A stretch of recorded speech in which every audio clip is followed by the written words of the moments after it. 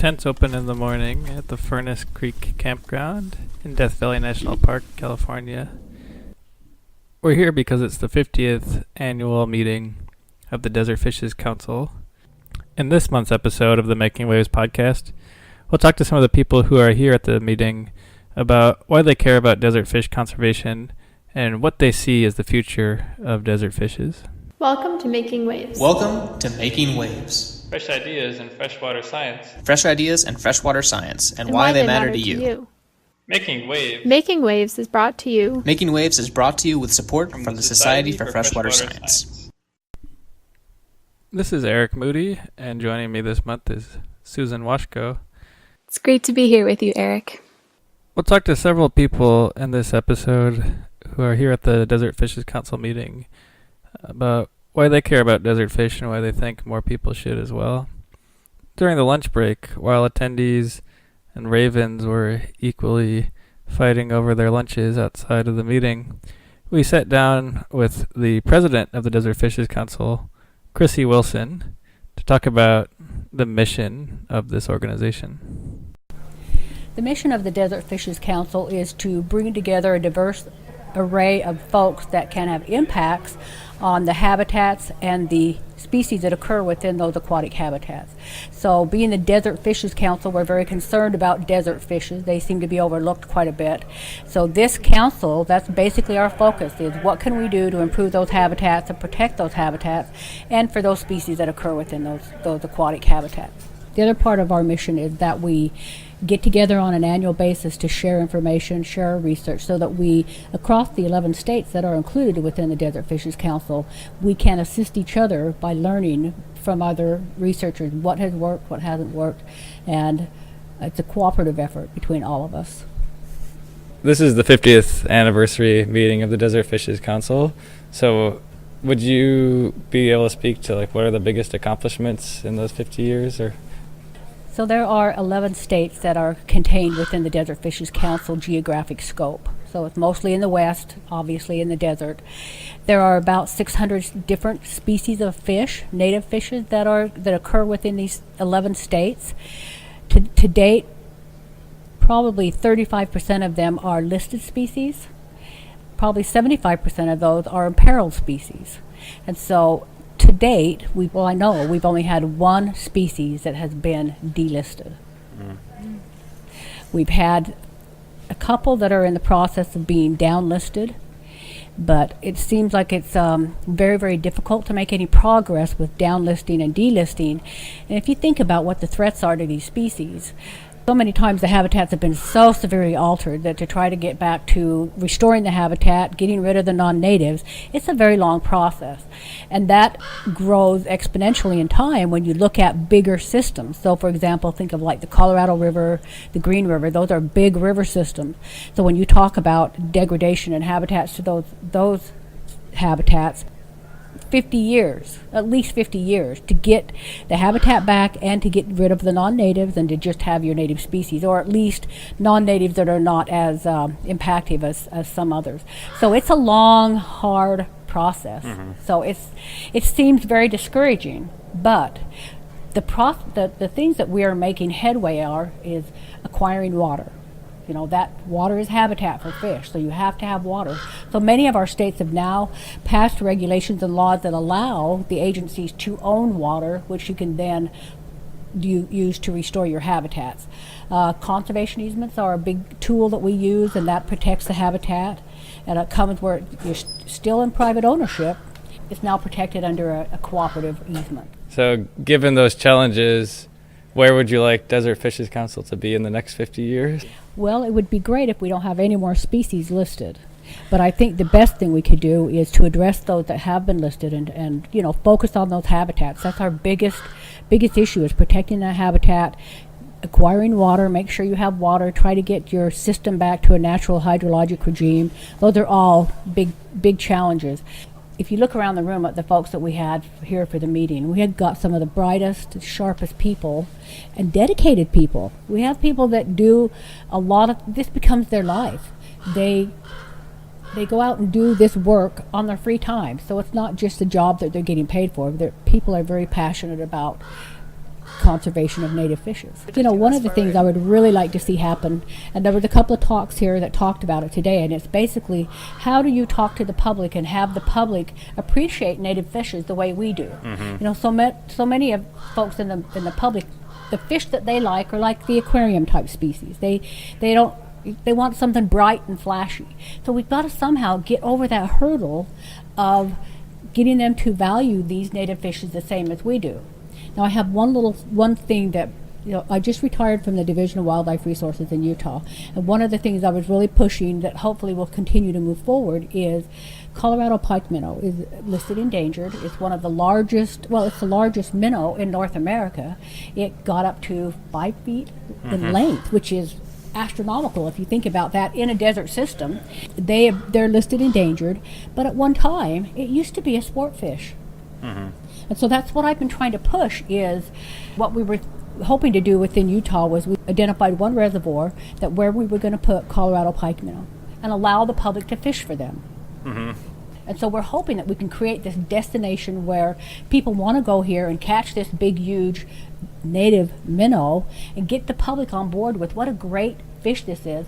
And to me, the whole focus should be legacy. This is something that, you know, I'm from Utah. I was born and raised in Utah, and I love Utah. And I would love to see all of our native fishes recovered. And the pike minnow, I mean, how cool would that be to have it to the point where it is in the river and there's so many of them, it's now a sport fish. Probably never be something that they harvest, but catch and release. And it is definitely a sport fish. And so we need to find those types of methods to get the public involved in and love these fish the same way we do. So maybe you answer this question, but what is your favorite desert fish, and what would you want people to know about it to help them understand why it's so cool? You know, when I worked in Utah, I was over all of the native fishes. And so we have 32 fish in the state of Utah. One's extinct. And all of them are so unique and have such amazing life history strategies.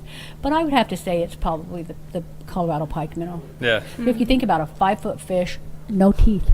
Yeah. It's a minnow. Yeah. And when people say, oh, it's not a minnow, it is. It is a minnow. It's the largest minnow in North America. I think that one is just extremely fascinating. My other favorite one is June sucker. June sucker occurs only in Utah Lake. It's only the one location with, that's endemic to Utah Lake. At one time, it used to be some of the early Cope. When he was there in the 1800s, he said this is the greatest sucker pond in the universe because there were so many June suckers in there. So we've been working to recover the June sucker. It's again the same thing. It's a lake species, and there's only 3 other species that are lake species similar to this one. And one is the kiwi that's at Pyramid Lake, and then there's the one in the Klamath drainage. So those are the only 3 lake species, and June suckers being the other one. So they're not like a sucker. So they're not on the rocks and on the bottom sucking. They're midwater planktivores. So it's just, they're so interesting. And they live 40, 50 years, and they're a pretty cool fish too. So The history of Desert Fishes Council is so interesting. I'm really excited to see what happens in the next 50 years. On the final night of the meeting, over a campfire, as dinner was being prepared, we talked to a few other newer members of the Desert Fishes Council to gather their thoughts on what they see as the future of desert fishes at the 100-year anniversary meeting of this organization. I'm Melody Faden, and I'm here at the 50th anniversary Desert Fishes Council meeting. So what I think about the future of desert fish really depends on how human attitudes change in the future. I kind of feel like we're at a tipping point where we either have to choose the environment or choose to ruin the environment. And I like that. I think it could go either way. I think if we choose that the environment and ecosystems and species are really valuable, we could preserve these species, but we could also choose not to. Like, climate change could ruin everything, and we could choose not to try to fix that, and we could choose to let people use water rights however they want.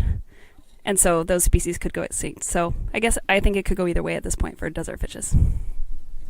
Hi, I'm Krissy Cruz. After attending the 50th Desert Fishes Council meeting, I am walking away with a little bit of optimism about the future of desert fishes. So some of the presentations today suggested, or over the course of this program, suggested some alternative ideas for maintaining desert fishes as part of our desert landscape. So one suggestion was using wastewater systems, which is a source of water. Not necessarily ideal, but desert fish are well adapted for handling extremes, so there's some potential there. Another idea was alternative eradication methods using sex chromosome altered fish. So that is an idea. And then addressing the human dimension component, there was a talk about the effectiveness of videos in changing people's attitudes towards the natural world, and so there's some potential there, as well as emphasizing that education is an important component, and it seems realistic to have grassroots community supported native fish conservation, not just the management doing the work, but the community saying that we want this work to be done. And so I feel optimism that some things could change. Hello, my name is Hannah Moore. I want to say I have an optimistic outlook for desert fishes. I'm really passionate about them, so I hope that they'll end up being okay.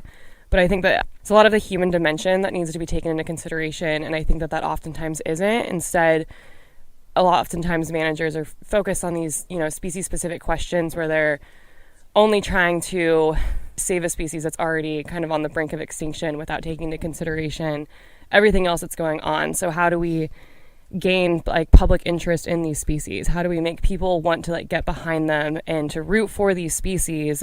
And the only way that we really can end up saving all of them is by changing the human perspective of, desert ecosystems and even just science in general. So I hope things work out. I will be devastated if they don't, but really rooting for you guys. But I think it's hard, and that there's just a lot of minds that need to be changed, and that it's our job as scientists to work on changing those minds and educating the public on that.